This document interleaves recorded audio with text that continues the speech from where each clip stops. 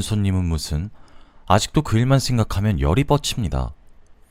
남편과 저 둘 다 젊었을 때는 평범한 집안에서 자랐고 결혼 후에 각자 죽어라 노력해서 나름 잘 사는 축에 속하게 되었어요. 남편은 중소기업을 운영하고 저는 초등학교 교사였다가 딸아이 가지고 그냥 일을 그만두었어요. 저희 부부는 서로 금슬도 좋았는데 한동안 아이가 안 생겨서 소가리를 많이 했었습니다. 그러다가 지금의 딸아이가 조금 늦게 찾아와 주었죠. 남편과 저 둘 다 정말 기뻐했습니다.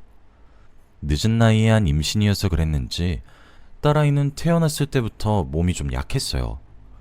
평균 체중에 못 미치는 미숙아로 태어나서 한동안 인큐베이터에 있었죠. 그 작고 어린아이가 아파하는 걸 보니까 제가 대신 아프고 싶을 정도로 속상했어요. 지금은 남들만큼 건강하게 잘 살고 있어서 다행이네요. 아무튼 어렵게 가진 아이인데다가 몸까지 허약했었기 때문에 남들이 보면 극성이다 할 정도로 남편도 저도 딸 사랑이 지극했습니다. 딸아이가 하고 싶다는 거 무조건 할 수 있게 해줬고 먹고 싶은 거 갖고 싶은 거 다 사줬어요. 이러면 애벌은 나빠진다고 주위 어른들이 꾸중도 하셨는데 버릇은 나빠도 되니까 제발 건강하고 행복하게만 자라줬으면 했죠. 다행히 딸아이는 풍족한 환경에서 순하고 착한 성격으로 자라줬어요. 아이가 집에서는 자기 세상처럼 지내는 반면 밖에서는 낯가림이 심하고 소극적인 게 조금 걱정스러웠지만 그래도 큰 문제라고는 생각 안 했습니다. 딸아이가 크면서 자기 재능이랑 적성을 찾아갈 수 있도록 최대한 많은 걸 경험하게 해주고 싶어서 미술과이며 무용이며 성악까지 시켜봤는데 어느 순간 딸은 요리를 배워보고 싶다고 했어요. 자식이 하고 싶은 건 다 응원하고픈 게 부모 마음이긴 해도 수많은 일들 놔두고 왜 하필 요리인가 싶어 조금 안타까워했어요.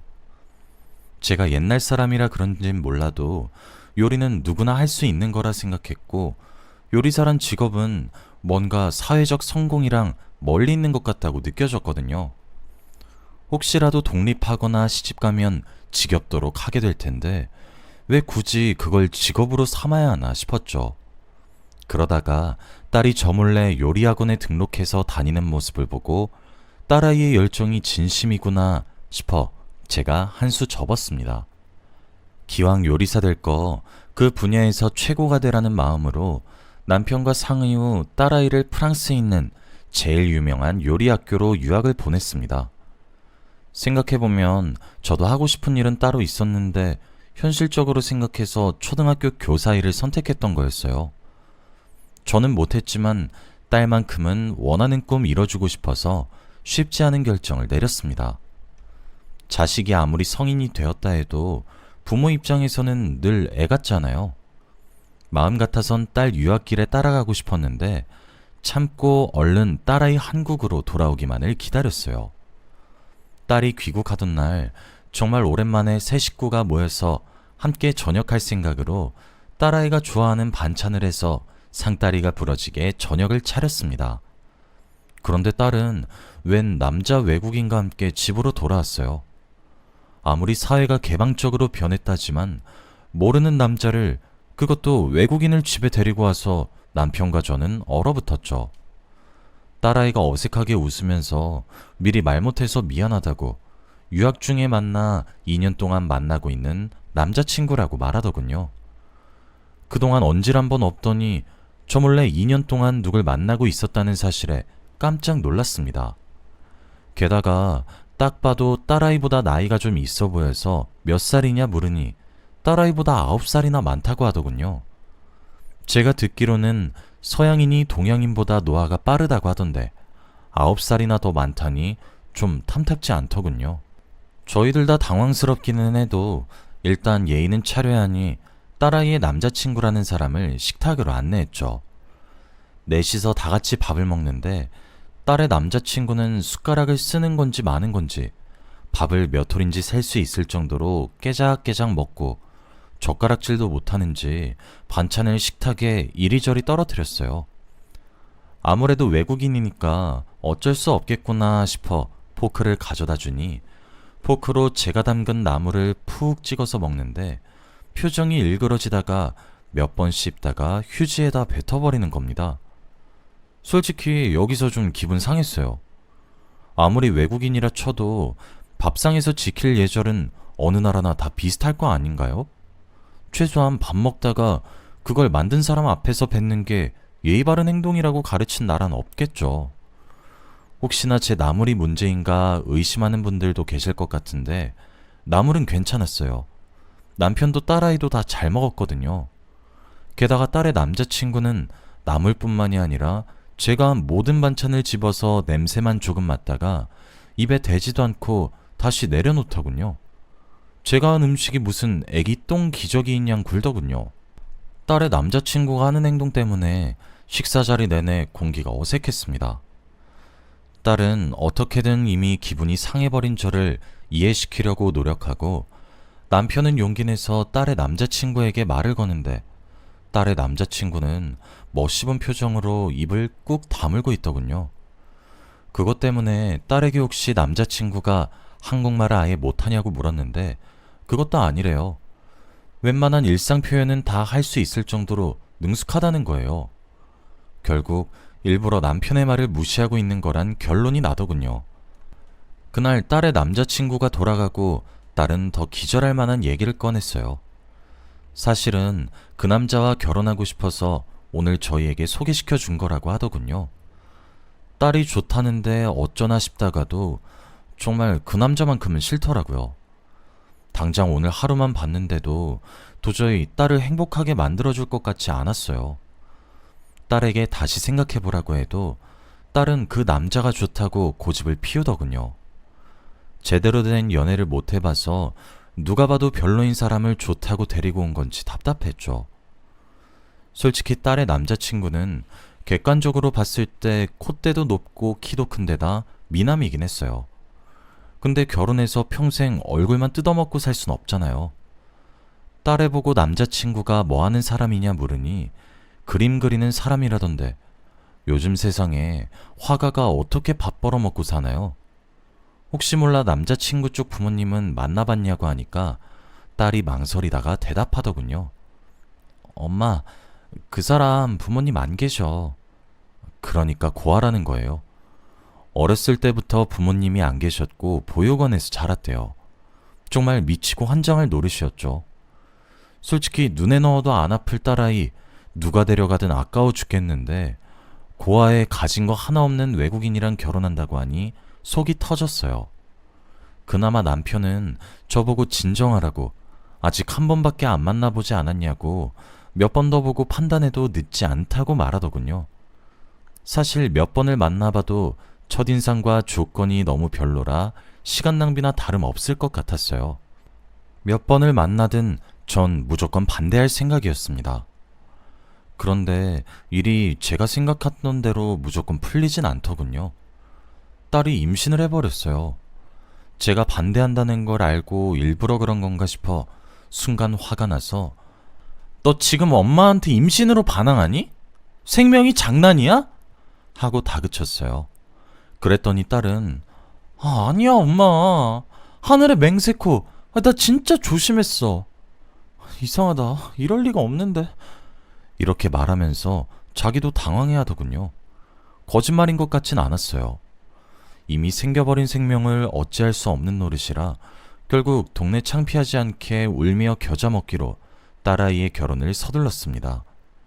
딸아이의 남자친구를 불러들여서 딸아이의 임신 소식을 알리니 깜짝 놀랄 줄 알았는데 의외로 덤덤하더라고요.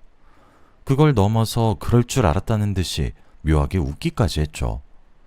그 웃음이 마음에 걸려서 혹시 일부러 딸아이를 임신시킨 게 아닐까 의심했지만 증거는 없어서 생각만으로 그쳤습니다. 아무튼 딸은 그렇게 결혼하게 되었어요. 결혼식 날 딸이 아까워서 어찌나 울었는지 모르겠습니다.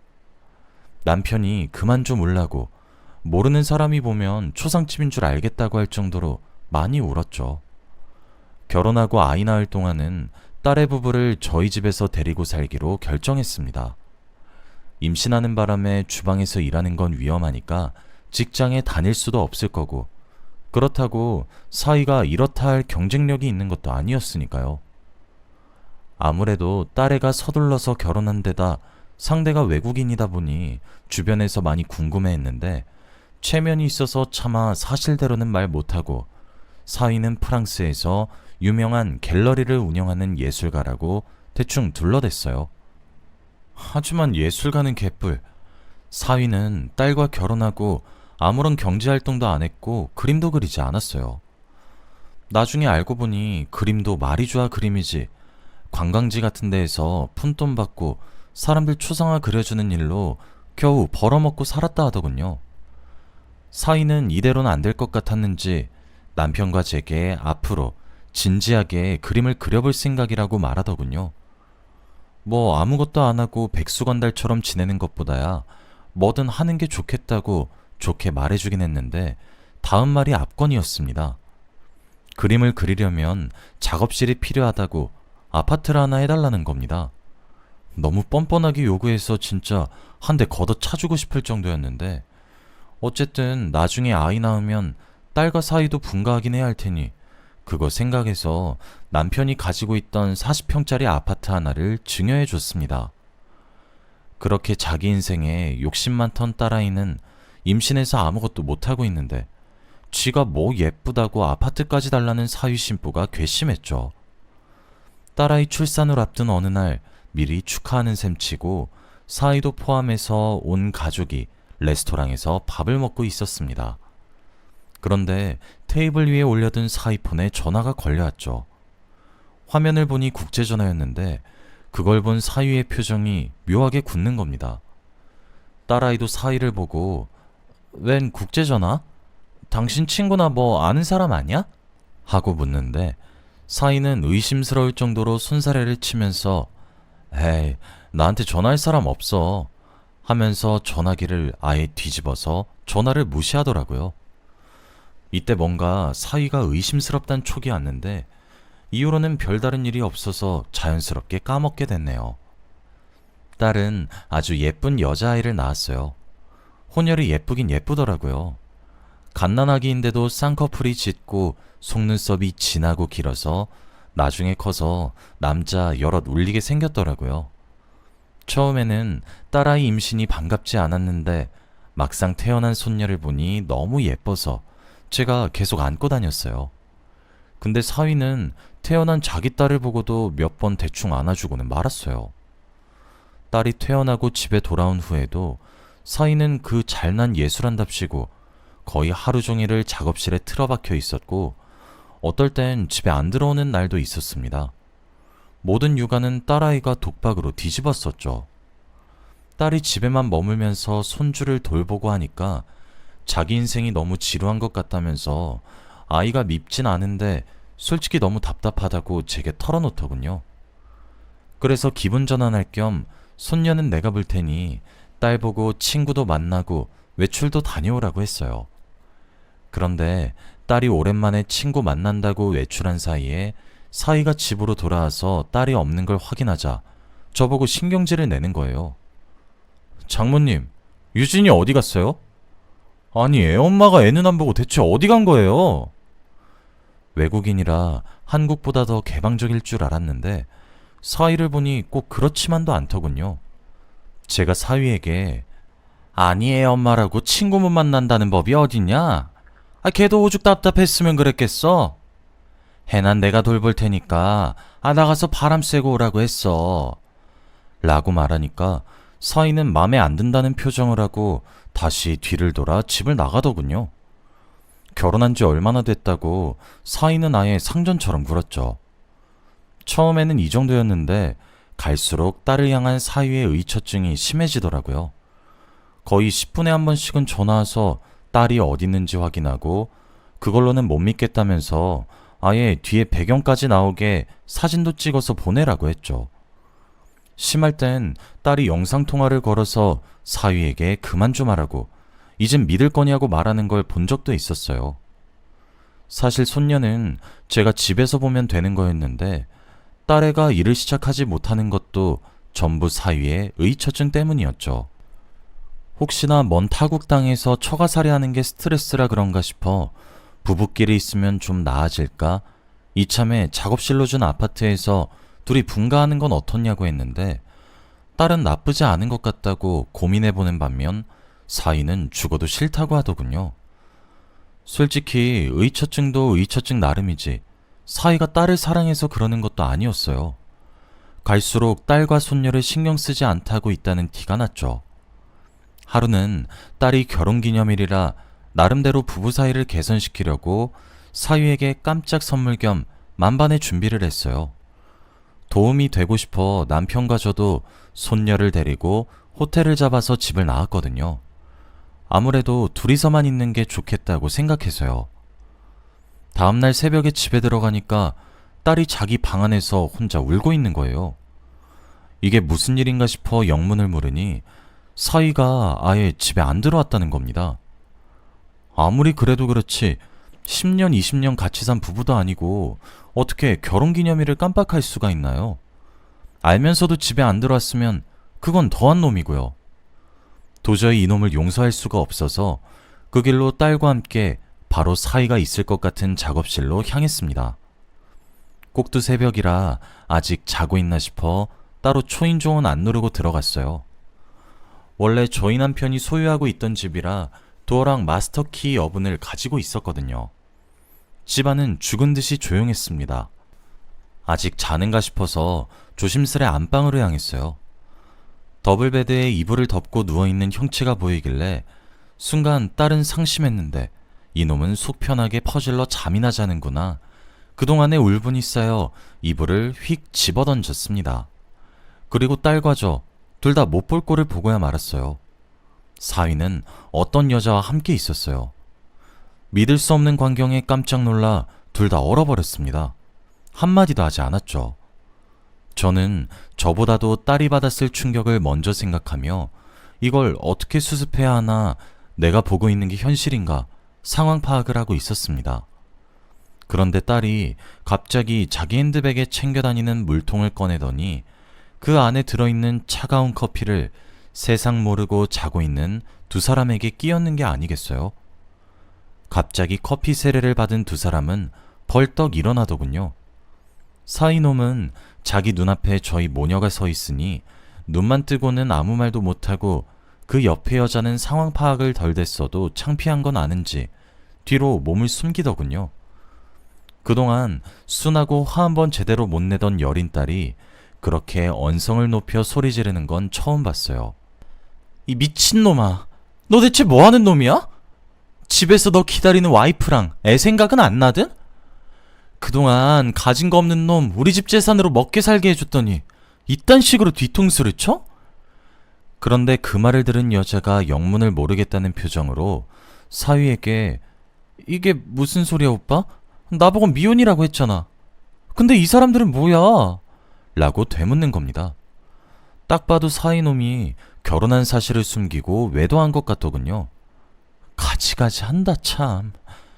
딸은 헛웃음을 한번 짓고는 분이 풀리지 않는지 작업실이 있는 방으로 가서 사이놈이 그린 그림을 다 찢어서 던져버리더군요. 그 소리를 들은 사이놈이 헐레벌떡 달려가서 딸을 붙잡고 이성적이지 못하게 이게 뭐하는 짓이야. 그림은 가만히 냅둬 제발 하고 말리는데 그 순간 딸이 갖가지 색상의 물감을 사이놈 얼굴에 쭉 짜버리더군요.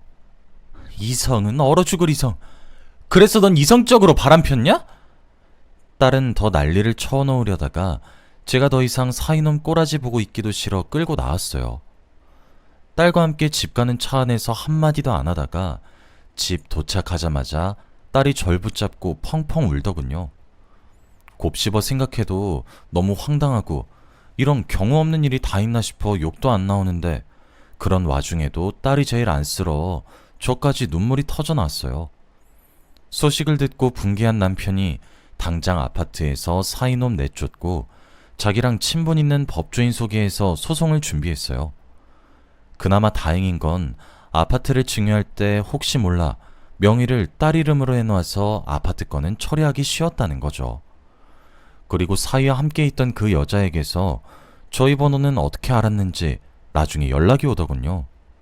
알고 보니 그 여자도 나름 있는 집 딸인데 사이놈이 결혼 사실을 숨기고 만나서 자기는 맹세코 자기가 불륜을 하고 있는지도 몰랐다고 하면서 사과하더군요. 게다가 이 아가씨는 또 사이한테 잠시나마 진심이었는지 나름 결혼까지 생각하고 있었는데 배신당한 거여서 저희 딸만큼이나 도끼를 가득 품고 그놈이 이 나라에서 고개 못 들고 살게 해주자고 제게 말하더군요. 그 덕분에 사이놈은 이미 소문이 날 대로 다 나서 한국에선 자기 원래 하던 미술업계 쪽은 아예 발도 붙이기 어렵다고 하더라고요. 사실 워낙 실력이 없어서 굳이 앞길에 회방 안 놓아도 알아서 망할 것 같지만요. 그리고 그 아가씨가 전해준 말로는 또 사이놈이 사실 고아가 아니었다고 하더라고요. 본국에 부모가 있긴 한데 워낙 가난한 집이라 아예 없는 척 동정심을 사려고 저희에게 거짓말을 친 것 같더라고요. 뭐 이딴 천하의 불효막심한 놈이 다 있나요? 가난하고 부유하고를 떠나서 있는 부모를 죽은 사람, 없는 사람 취급하다뇨. 알면 알수록 사이놈 인간 덜 됐구나 느꼈습니다. 딸은 그 이후로 씩씩한 척을 하긴 해도 손녀를 혼자 키우게 된 데다 손녀를 볼 때마다 사이 생각이 나는 건 어쩔 수가 없으니 딸이 받는 정신적 충격을 걱정했는데 너무 큰일을 겪어서 그런지 오히려 저보다 담담하게 상황을 잘 헤쳐나가더군요. 너무 어린 나이에 손녀가 아빠 없이 자랄까 사회적 시선이 걱정도 됐지만 장기적으로 따지고 봤을 때 그런 아빠라면 차라리 없는 게 나을 것 같기도 했어요. 일이 마무리되고 저희 가족은 생각보다 평화롭게 지내고 있습니다. 딸아이는 이제 손녀도 어느 정도 컸고 유학까지 다녀왔으니 원래 하려던 일을 새로 도전해보려고 한다며 호텔 레스토랑에서 자기가 좋아하는 요리하며 일하고 있어요. 퇴근할 때마다 일은 힘들어도 재밌다고 웃는 딸아이 얼굴을 보면 행복이 멀리 있지 않구나 싶어요. 딸아이 행복이 곧 제 행복이니까요. 처음에 사연 올릴 때만 해도 일이 일이다 보니 이걸 과연 올려도 되나? 자기 얼굴에 침 뱉기 아닌가? 망설여졌는데 막상 쓰고 나니까 속이 다 후련하네요. 사연 들어주신 여러분 감사합니다.